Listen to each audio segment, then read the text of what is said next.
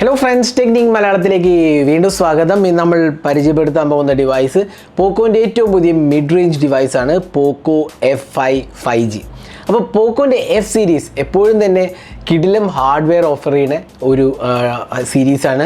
Starting from Poco F1. അതൊരു എന്താ പറയുക, സെഗ്മെൻറ്റ് ലീഡർ എന്നൊക്കെ വേണമെങ്കിൽ പറയാം. അത്രയും നല്ല പവർഫുൾ ഹാർഡ്വെയർ ആയിരുന്നു തന്നിരുന്നത്. അപ്പോൾ അത് കഴിഞ്ഞ് വന്ന എഫ് സീരീസ് എല്ലാം തന്നെ പോക്കോൻ്റെ ഒരു എന്താ പറയുക ഫ്ലാഗ്ഷിപ്പ് കാറ്റഗറിയാന്ന് പറയാം. കാരണം പോക്കോന് ഹൈലി എക്സ്പെൻസീവ് ഫോൺസ് ഇല്ല. അറൗണ്ട് 30,000 റുപ്പീസൊക്കെയാണ് സാധാരണ വരുന്ന പോക്കോ ഫോൺസ്.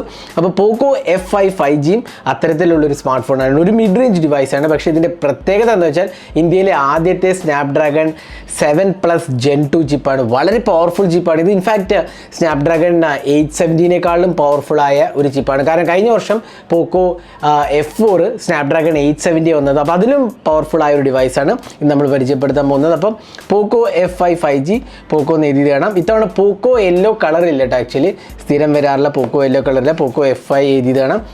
പിന്നെ Snapdragon 7+ Gen 2 4nm 5G processor, reality flow 120Hz AMOLED display, Dolby vision ഉണ്ട്, ഡോൾബി അറ്റ്മോസ് ഉണ്ട്, 64 MP AI triple camera, OIS included ആണ്. അതേപോലെ തന്നെ 67 what charging, 5000 mAh capacity battery. പിന്നെ ബാക്കിയുള്ള ഫീച്ചേഴ്സൊക്കെ എഴുതിയിട്ടുണ്ട്.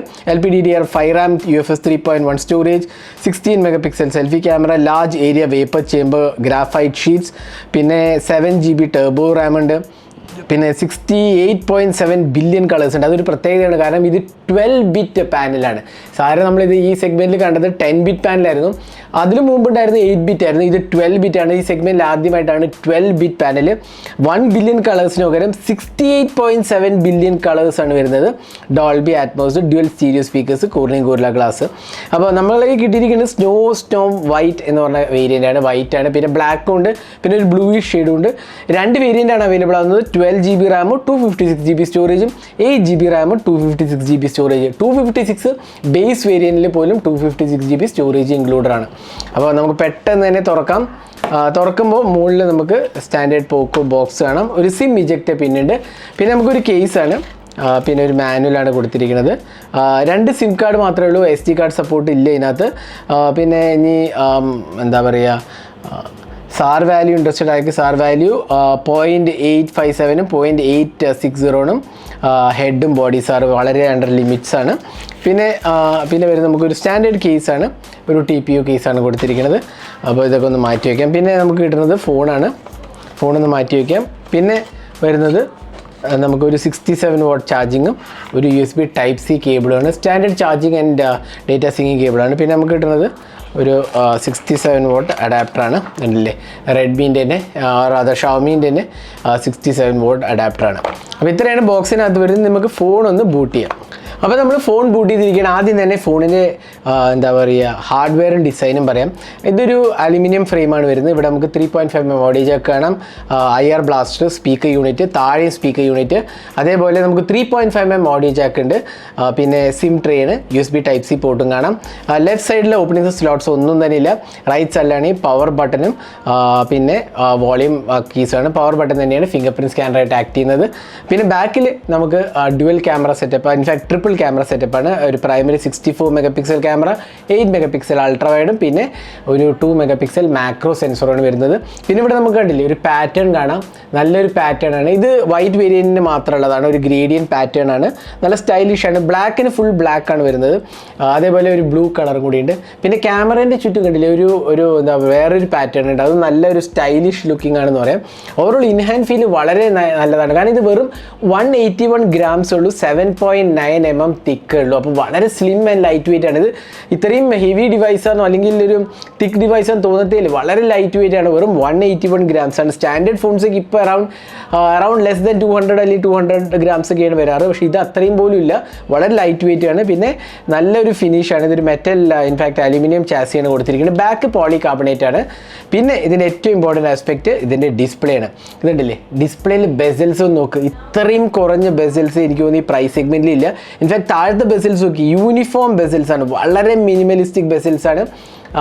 ഇൻഫാക്റ്റ് പോക്കോ അവരെ ബ്രീഫിങ്ങിൽ ഐഫോണിൻ്റെ ബെസൽസിൻ്റെ സൈസായിട്ട് കമ്പയർ ചെയ്യേണ്ടായി. ഐഫോൺ ഈ പ്രൈസ് സെഗ്മെൻറ്റിലേ അല്ല എങ്കിലും അതിലും ചെറിയ ബെസൽസാണ് ഇവിടെ കൊടുത്തിരിക്കുന്നത് എന്നാണ് പോക്കോയുടെ അവകാശം. അപ്പോൾ വളരെ സ്ലിം ബെസൽസാണ് കൊടുത്തിരിക്കുന്നത്. നല്ല ഒരു ഡിസ്പ്ലേ ആണ്. അതിനൊപ്പം തന്നെ ഈ ഡിസൈൻ ലാംഗ്വേജ് എന്നുള്ള പഞ്ച് ഹോൾ സെൽഫി ക്യാമറയും കൊടുത്തിട്ടുണ്ട്. 16 മെഗാ പിക്സൽ ക്യാമറയാണ്. ഡിസ്പ്ലേ കോർണിംഗ് ഗോറില്ല ഗ്ലാസ് പ്രൊട്ടക്ടറാണ്. ഡിസ്പ്ലേ റെസൊല്യൂഷൻ അടിപൊളി റെസൊല്യൂഷൻ ആട്ടോ. കാരണം ഇത് 12 ബിറ്റ് പാനലാണ്. അതായത് 69 ബില്യൺ കളേഴ്സാണ് വരുന്നത്. 1 ബില്യൺ കളേഴ്സ് തന്നെ നമ്മുടെ കണ്ണുകൾക്ക് കാണാൻ സാധിക്കില്ല.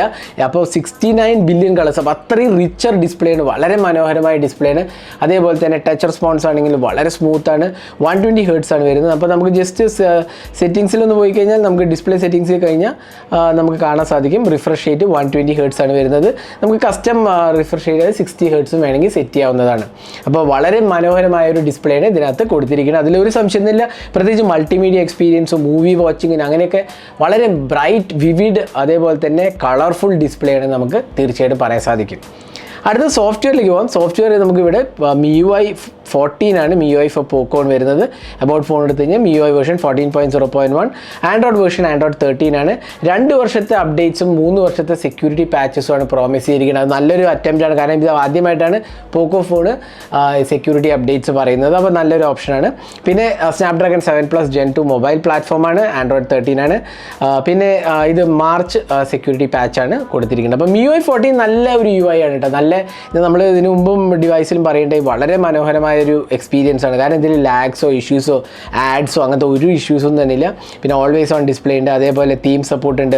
നമുക്ക് അഡീഷണൽ ഓപ്ഷൻസ് ഒരുപാടുണ്ട് കേട്ടോ. അതുകൊണ്ട് like jester control, quick ball, floating Windows, memory extension, second space, അങ്ങനെ ഒരുപാട് ഓപ്ഷൻസ് വരുന്നുണ്ട്. പിന്നെ നമ്മൾ ആപ്സിൻ്റെ കാര്യം ഞാൻ നേരത്തെ പറഞ്ഞ പോലെ അഡീഷണൽ ആപ്സ് അധികമൊന്നുമില്ല. ഷെയർമി ഉണ്ട്, സ്നാപ്ചാറ്റ് ഉണ്ട്, പ്രൈം വീഡിയോ ഉണ്ട്, അങ്ങനെ കുറച്ച് ബ്ലോട്ട്വെയർസ് ഉണ്ട്, മോജ്, പക്ഷേ എങ്കിലും വളരെ ലിമിറ്റഡ് ആണ്.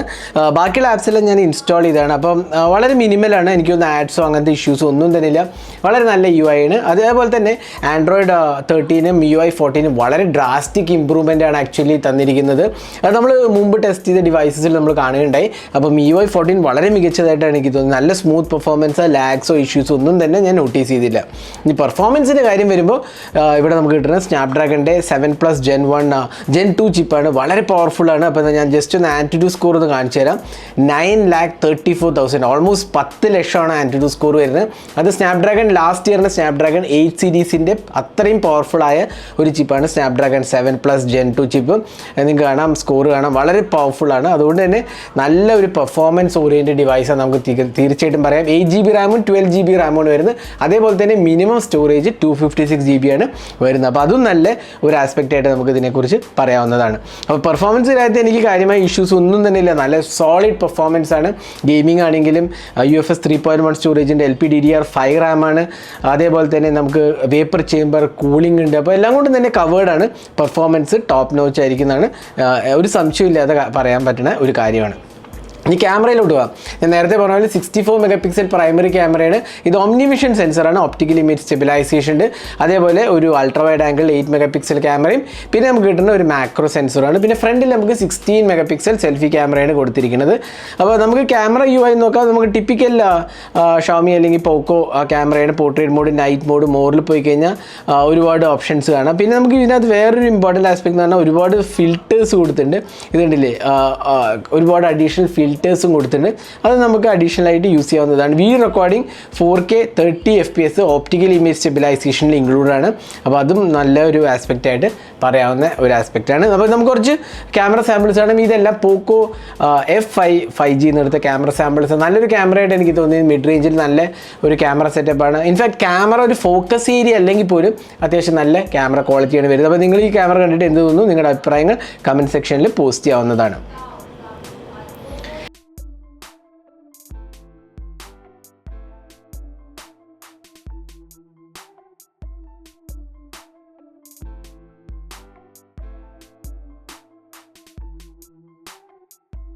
ഇനി ബാറ്ററിയിലേക്ക് വരുമ്പോൾ 5000 mAh കപ്പാസിറ്റി ബാറ്ററിയാണ് നമുക്ക് കിട്ടുന്നത്. അതിനൊപ്പം തന്നെ 67 വാട്ട് ചാർജിങ് ആണ് വരുന്നത്. 67 വാട്ട് ചാർജിങ് എനിക്ക് തോന്നുന്നു അറൗണ്ട് ഒരു ലെസ് ദാൻ an hour ആണ് എടുക്കാറ് സാധാരണ 5000 mAh കപ്പാസിറ്റി ബാറ്ററിക്ക് ചാർജ് ചെയ്യാൻ. അപ്പോൾ ഇവിടെ നമുക്ക് അതിനെ എക്സ്പെക്ട് ചെയ്യാവുന്നതാണ്. അപ്പോൾ നല്ലൊരു ബാറ്ററി ലൈഫ് നമുക്ക് എക്സ്പെക്ട് ചെയ്യാം. വളരെ എഫിഷ്യൻറ്റ് ചിപ്പും കൂടിയാണ്. അപ്പോൾ അതും നമുക്ക് നല്ലൊരു ആസ്പെക്റ്റ് ആയിട്ട് ഇതിനെക്കുറിച്ച് പറയാവുന്നതാണ്.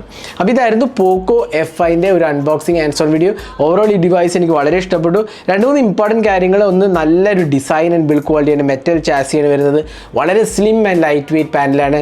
അടിപൊളി ഡിസ്പ്ലേ പെർഫോമൻസ് ആണ്. നല്ല പെർഫോമൻസ് ആണ്. സോഫ്റ്റ്വെയർ എക്സ്പീരിയൻസും നല്ലതാണ്.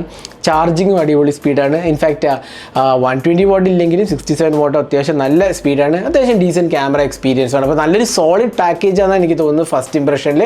അപ്പോൾ ഡീറ്റെയിൽ ആയി ടെസ്റ്റ് ചെയ്തിട്ട് ഞാൻ ഡീറ്റെയിൽ റിവ്യൂ പോസ്റ്റ് ചെയ്യാം. അപ്പോൾ ഇതിൻ്റെ പ്രൈസിങ് അറൗണ്ട് 30,000 റുപ്പീസിന് അടുത്തായിരിക്കാനാണ് ചാൻസ്. കാരണം iQOO Neo 7 ആണ് ഇതിൻ്റെ കോമ്പറ്റീറ്റർ. അപ്പോൾ അതേ പ്രൈസിങ് ആയിരിക്കാനാണ് ചാൻസ്. അപ്പോൾ ഇതായിരുന്നു പോക്കോ F5ൻ്റെ അൺബോക്സിങ് ആൻഡ് ഓൺ വീഡിയോ. ഈ വീഡിയോ നിങ്ങൾക്ക് ഇഷ്ടപ്പെടുന്നതായിരിക്കുന്നു. കൂടുതൽ വീഡിയോസിനായി ചാനൽ സബ്സ്ക്രൈബ് ചെയ്യാൻ മറക്കരുത്. സബ്സ്ക്രൈബിനൊപ്പം തന്നെ ബെൽ ഐക്കൺ ക്ലിക്ക് ചെയ്യുമ്പോൾ നിങ്ങൾക്ക് എല്ലാ വീഡിയോസിൻ്റെയും നോട്ടിഫിക്കേഷൻ കൂടെ ലഭിക്കുന്നതാണ്. അപ്പോൾ thanks for watching. Hope to see you next video.